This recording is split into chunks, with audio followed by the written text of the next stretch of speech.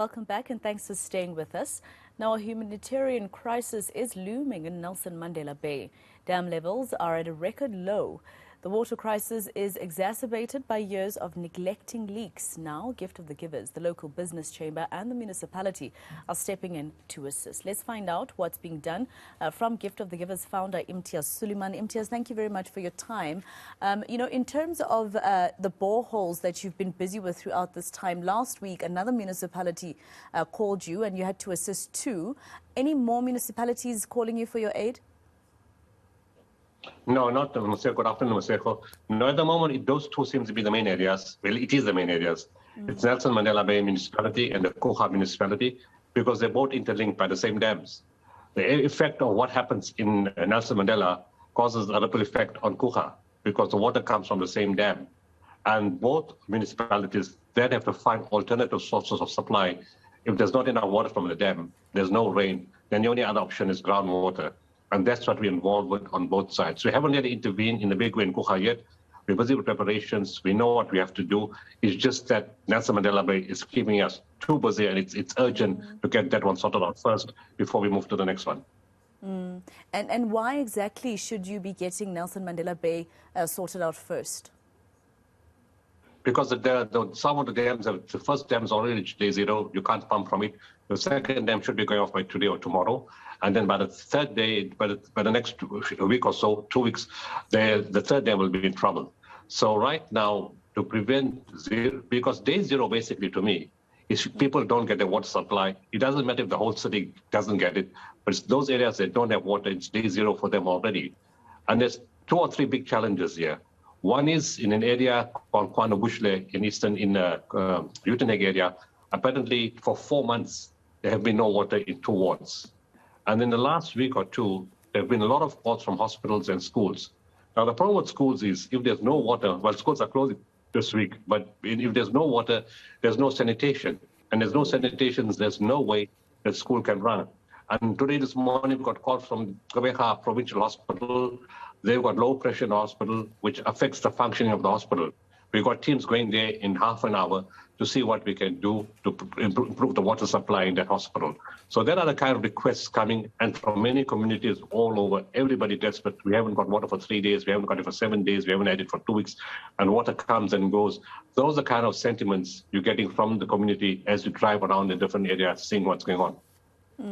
And last week, also when we spoke, Imtiaz, you were telling me, obviously it's quite a massive task having to drill boreholes, in an entire municipality to give people access to water. And it also means that it's costly. So in terms of that, any private business perhaps coming to your aid to, pledge their support financially? Well, the first one was Sunfoil that offered us 5 million already in the beginning, but we're not worried about that too much. We know the funds will come in time. We have other types of support. Right now, we're chasing to get at least 1 million liters of water per day sorted out, daily provision. We're almost very close to that target. We're fortunate that Seribos, the salt people, met us last week. They took us to their plant, and they're now giving us 500,000 liters of water through the desalination plant. That's the capacity of the plant, and they give us the whole capacity of that plant on a daily basis. So, huge thank you for that, which means we already got 500,000 liters for the system. Then we drilled 2 boreholes in Alpha Primary School. Both of them got very good yields. I think we'll get another 200,000 liters a day from those boreholes, which means children in the school, when they're at school, and their families, and the staff and their families, and the communities around the school. We drilled 2 boreholes because there's a huge community around that school. So we can have 2 access outlets for the water.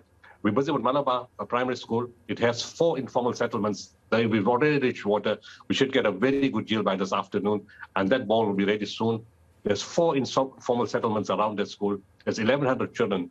They come from 8 different areas. Buses come from 8 different areas, and taxis from 7 areas. So all that, again, means a lot of water to all those places. Then we sorted out a bowl at the K9 unit. There was an existing bowl. And in this is another policy we're following. We look for existing boreholes, and now we're also looking for existing springs. We're finding a lot of springs in the ground throwing out water. So now we're searching for those springs together with the help of the municipality and the community finding existing balls. The municipality has given us teams to take us around to show us the existing balls and to see if we can open them quickly and put in pumps. It's about getting water very quickly into the system because the dam levels are, virtually at zero and cannot pump out.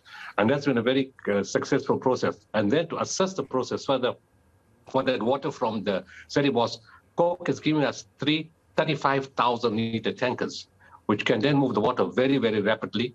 And they also give us 20 JoJo tanks. SPA is giving us 40 JoJo tanks. We put in our own JoJo tanks. And JoJo tanks as a company is also giving us a substantial amount of JoJo tanks. So to answer your question, yes, businesses are coming forward to assist in the way possible. And we're trying to get as much water out of the system as quick as possible. And just lastly, Imtiaz, in terms of your work with government, I asked this question to a Nelson Mandela Bay official a little earlier on, and he was quite evasive. He couldn't really give me an answer. He just said they're trying to avoid it. So I'm just wondering, because you are on the ground, does it look like we're going to reach a point where people in Nelson Mandela Bay or Kucha actually have no water running from their taps? It's happening already. That's not news. That's happening already. It's a lot of areas. And as I said, in Uitenhage, 2 areas haven't had water for 4 months. Whilst we were walking the streets, people were telling us in Woma, in Malabar, in Forest Hill, and different areas we've been to, Brighton, they said, look, there's no water. It comes and it goes. And they just tell you, they don't complain. They just say the situation is very bad. Very softly they tell you, water comes, water goes. Sometimes there's no water. It's difficult. We don't know what to do. We don't know what we're going to do. So it comes and it goes. So yes, there are areas where there is just no water. But then there is shedding where the water, it changes. It comes sometimes in the day and doesn't come in the afternoon, comes in the evening kind of stuff. But some areas, schools don't last 2 or 3 days, no water. So there are areas, it's going to get worse. When the other dam shuts down by today or tomorrow, it's going to get far worse than what it was last week.